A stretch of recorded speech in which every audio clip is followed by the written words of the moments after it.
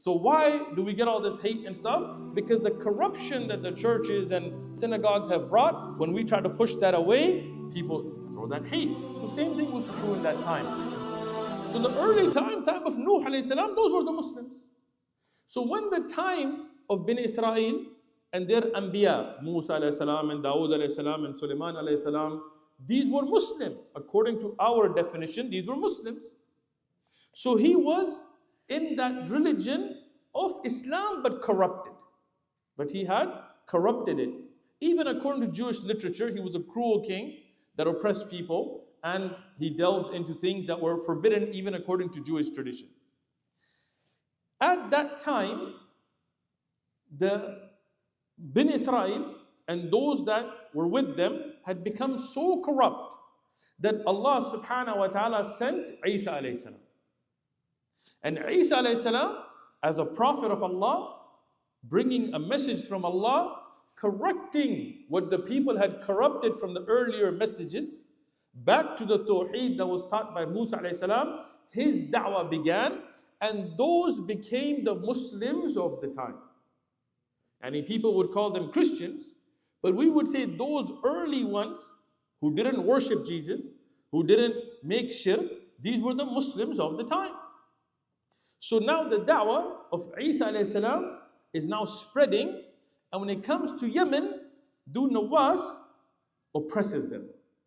He is harsh against them. See, because when people corrupt a religion and somebody tries to bring it back to the original, people will attack them. Same thing with us today. You know, we don't call to worship somebody other than Isa alayhi salam's ibadah, that he worshipped Allah. Who we worship is who Isa alayhi salam worshipped. Our call towards Tawheed is Jesus' call towards Tawheed. It's Moses' call towards Tawheed. So why do we get all this hate and stuff? Because the corruption that the churches and synagogues have brought, when we try to push that away, people throw that hate. So same thing was true in that time. Those people that were following the message of Isa alayhi salam, those earlier people who were now engaging in magic and shirk and all kinds of cruelty, started to oppress them. So the da'wah was secret. The people would secretly be giving da'wah, but not openly, because they would be persecuted. Now, Al-Hafiz ibn Kathir has this in his tafsir. If you open Tafsir ibn Kathir, in the beginning of the Tafsir Surah Fil, he mentioned this. Also in Bidayah wa Nihaya, and Dhahabi and others have mentioned this. And you can find the essence of this in the Sahih of Imam Muslim itself. It's authentic, no doubt. That in the time of Dhu Nawas, there was a magician. And this magician was a confidant of the king. So the king wanted to control his people, so he would have this magician do things that were unexplainable to derive his authority from that. So he would keep that magician very wealthy and rich and all of that, and the magician would bring any authority to the king. But this magician got old. And this hadith is famously known as the boy and the king, but we'll tie how that ties in to Surah Fil today, inshallah. So this magician, he told the king, he said, look, I'm getting old, and the skill set that I have, the magic that I have learned, the trickery that I have, I need to pass it on. And this is something strange, because he knows this is wrong stuff, this is magic, but he still wants that corruption to outlast him. You're going to be dead, who cares? But this is how the people are. So the king told him, okay, find a good, intelligent young boy. Now, interestingly, in the hadith, he's called ghulam. And that's very important, because Arabic is a very baligh language, fasih language, a very eloquent language. Like we say boy, kid. But how old is that?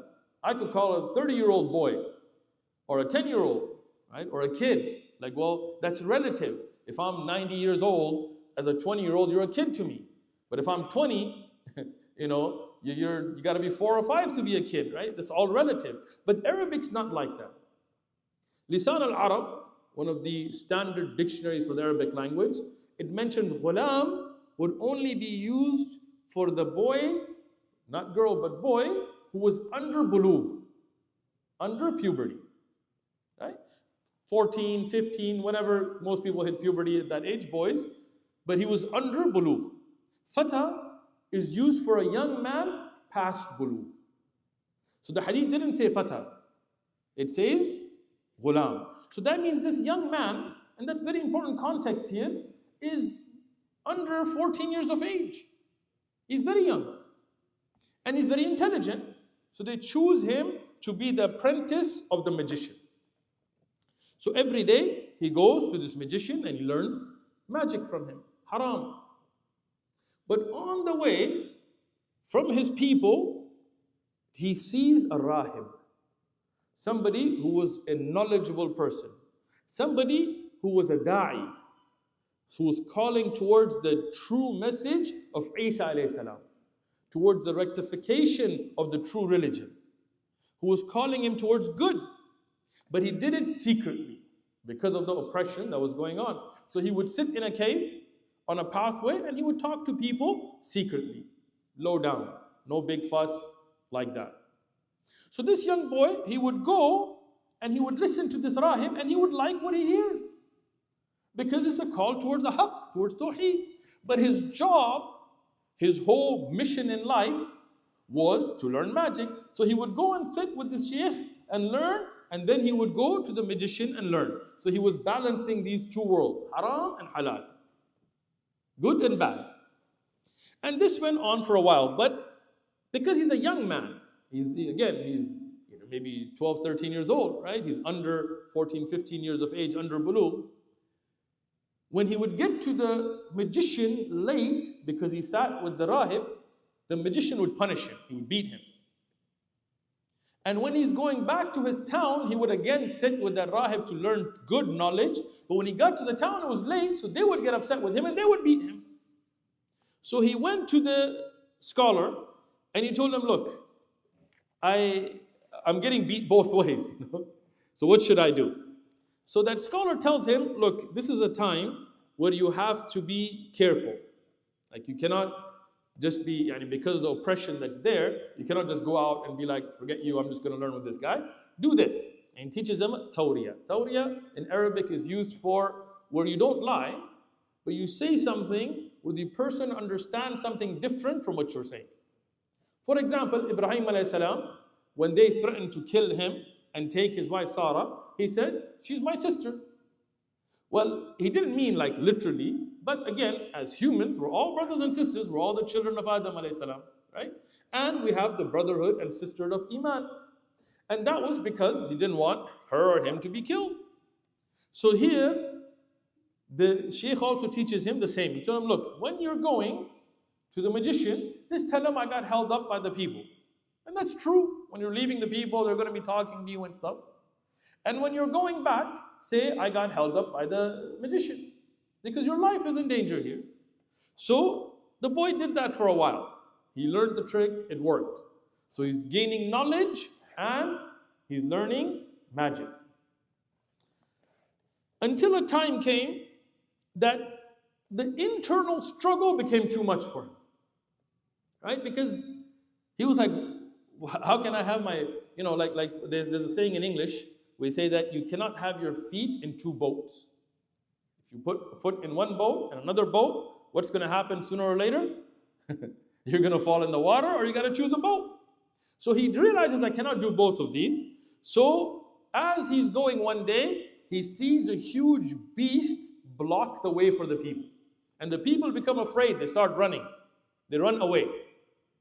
So as they run away, he sees this thing that is scary. Now, in Jami' al-Tirmidhi, the riwayah, the narration in Tirmidhi says it was a lion. That it could have been a lion. But in Muslim, it just says a huge beast. It could be lion, it could be whatever else. But it was something that the people were so scared of. So he picks up a small pebble, a small rock. A rock that can't even face a beast like that. And he says, oh Allah, if that rahib, if that Islamic scholar, if that one who's calling towards Tawheed is on the haqq, then let this small rock miraculously kill this big beast. Now you notice something. He didn't say, oh Allah, if the magician is on the haqq. Right? This is depth where you need to tadabbur. Think about this, right? Why? Because his fitrah was already leaning towards Tawheed. Internally, he already realized Tawheed is haqq. But he just wanted to be able to take that step. So he takes that rock, he throws it, and that little small rock kills the beast. The people rejoice, they're able to go down the path again, they're saved, great. Now this boy sees a clear sign from Allah.